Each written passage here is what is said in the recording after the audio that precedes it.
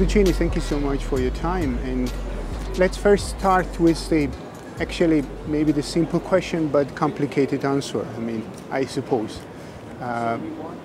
What's the today's modern technologies? What kind of challenges does it bring for the democracy? Many, multiple challenges, at the same time lots of opportunities. So internet is obviously a promise for democracy, has been there for a long time. It has empowered millions to have access to information, to scrutinize politicians, so this should not be forgotten. At the same time, recent events in some elections, both the US 2016, the Brexit referendum, has shown that there is some potential dangers if some big companies or intermediaries that have access to huge swaths of data use it with micro-targeting of categories of voters. That is where the concerns have arisen. So we need to watch this very carefully and see whether it has implications for free and fair elections. Do we have a really careful assessment of the threats from the digital world, from the digital space? Well, when it comes to democracy, as I said, this is a more recent phenomenon, what could be the challenges to democratic processes. So I think it's hard to conclude yet because we're still observing this and monitoring in many different ways. And it's also very difficult to monitor because it comes in interaction and individuals must be able to have freely with the internet. When it comes to other human rights, then I think here we have more data that alert us on possible dangers when it comes to right to privacy, right to freedom of expression, right to non-discrimination. So there are a number of areas where we can already see that technology can potentially bring harm to rights, and that's where the Council of Europe remains very vigilant. You mentioned opportunities from the internet, from the digital space. Yes. And do you feel that the stakeholders, they do use these opportunities, what we have already? Because we can observe that on the other side, I mean, the people who would like to damage us, they are using these opportunities very well. But people who would like to prevent these damages, do they use these opportunities well? I think yes and no. Internet is very fragmented because it's first and foremost an individual act. You use the computer, I use my smartphone. We're acting individually in our very private sphere. So from that point of view, it's more difficult to counter such, let's say, harmful attacks in a collective manner just because individuals do not necessarily aggregate in that direction. But of course, it is important what is very important for me is that if individuals do decide to use the internet in the sense that you are saying, they do so in a transparent and in a democratic way. And because there are many platforms that are seemingly acting in the name of others, but in fact they are not. So another danger of using internet for, let's say, perfectly democratic purposes is that it's hard to understand whether these platforms are really representing big numbers or just one person or two persons. So there are many criteria that need to be looked at when we look at what you're saying, the use of internet for, let's say, democratic arena or democratic platforms. Yes, but I also would like to speak about the lackage of communication between stakeholders and the society. I mean, this is really good platform for communicating with people, but still we have a big lackage, big gap between society and the elites. I agree with you. I completely agree with you. And I think, in fact, the internet is at the same time very egalitarian, but very elitist. It's very egalitarian because, again, anybody can pick up a smartphone and you have the illusion that you have such an important freedom of choice, but in fact you don't. And that is clearly emerging with the effects of these echo chambers, when actually people are really communicating within a very similar and small group, which gives them an illusion of being interactive, of being listening to others, of being communicating with others, but actually they're not. So what you're saying is absolutely true.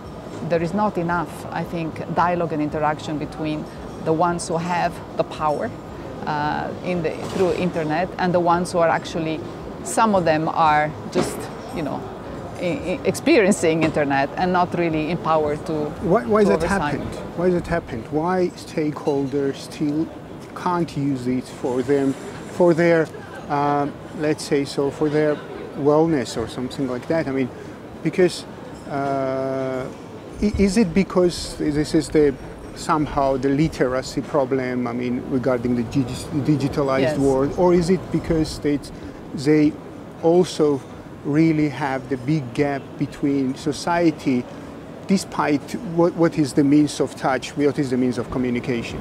I think there are a number of reasons. One is definitely literacy. You can see that some people are not literate enough. They know how to use it, push a button, but they don't necessarily understand the implications of those algorithms. So that's one reason. The second reason, we tested this some time ago, is that we've seen this from experiences in other big internet users such as Brazil. Most users are just not interested. They're so preoccupied with having internet for buying, for different commercial purposes and transactions, and they're content with that use and are not necessarily interested in engaging further. That's the second reason. The third is also, as you say, there is probably an effect by the fact that you have key intermediaries that are controlling navigation, or that are being the gates through which you engage, that make it so that indeed it's much more difficult for users to really have a more meaningful voice. So I think there can be a number of reasons why there is a lack of engagement, and they need to be explored further. How important is the literacy? I mean, for being in touch and for being safe in this digital world? I think it's absolutely vital, like for anything we do that has implications for our rights, for our well-being, for our health. We must be able to understand what's going on. And very few people can really say to be competent. Now, we shouldn't exaggerate either the fact that, it doesn't mean that we have to know how the algorithms are constructed. There must be a clear and transparent way which is offered to the users, and it's at their disposal, where they can make meaningful decisions about the use of internet. But that doesn't mean they should be, become engineers in order to understand how they involve the internet. So there must be, of course, and this is the job of the intermediaries, to make sure that they do not hide behind changing the algorithm, 100 times a year, so that it makes it impossible for anybody to catch up with the actual technology. But of course, what I think even more than literacy, what is vital is that, and this needs to happen from early age, is to alert kids and users to critical thinking. That they should always, in the last instance, resort to their own critical mind, and to have that gymnastics of using contradictory debate or opposing and double-checking sources, especially when this matters very much to them. So the critical thinking for me lies as the fundamental, even before literacy. But it can't be, the critical thinking can't be just in the digital space. Everywhere, it should be everywhere. absolutely. And Obviously. what is happening in this pair? I mean, do you think that our new generation is rising up with the critical thinking, with the world, with the information, with the relations and something like that? Do we have this issue right now?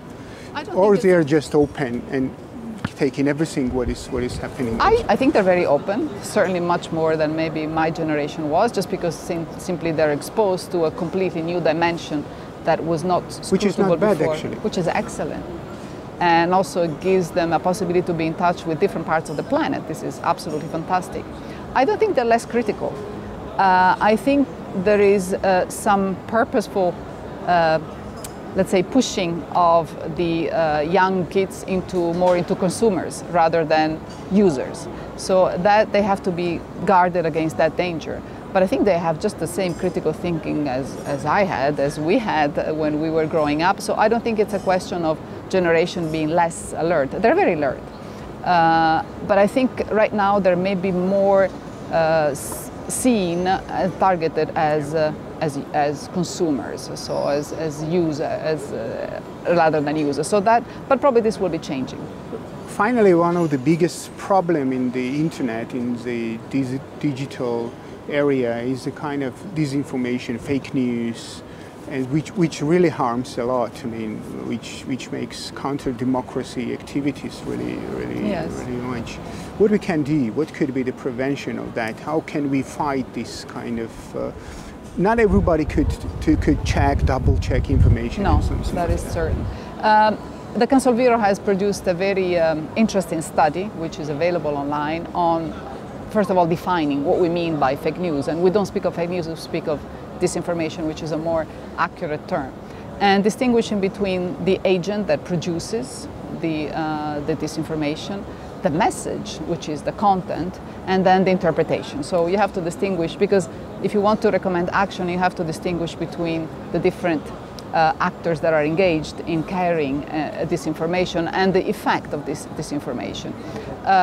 Certainly, we do not, the study does not necessarily recommend to jump into regulation, because that is a danger that can arise, that there is a temptation to try to regulate. This is probably not the best answer. So there are a number of recommendations contained in the study, both to states, to international organizations, to intermediaries, and of course to the public, in order to be able to prevent this phenomenon. But this is something that has always occurred, so we have to also be conscious of the fact that this information is as old as man trying to influence each other in a debate or in a campaign.